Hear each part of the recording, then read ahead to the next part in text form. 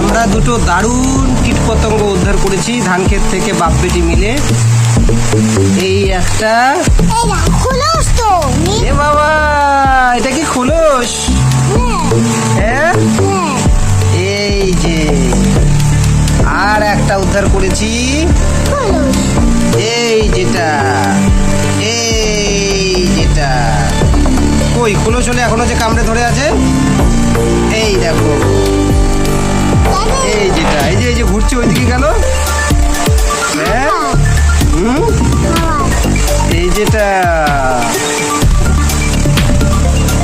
বলুন তো বন্ধুরা এটা কি প্রকৃতি প্রেমী বন্ধুরা? বিচিত্র এই জীবজগৎ,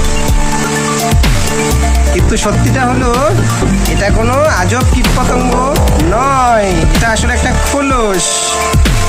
মেয়েটা আমাদের একদম ঠিক বলেছে, সত্যি কথা বলেছে। তবে চট করে দেখে বোঝা যায় না যে এটা খোলস, ভালো করে দেখলে বোঝা যায় যে এটা খোলস। ধান ক্ষেতের মধ্যে আমরা পেয়েছি, এটা একটা খোলস, এটা একটা খোলস। এই যে মেয়েটার হাতে এই যে খোলস, এটা কিসের খোলস বলুন তো? ফড়িংয়ের। এটা আসলে বাচ্চা ফড়িং এখান থেকে বের হয়েছে।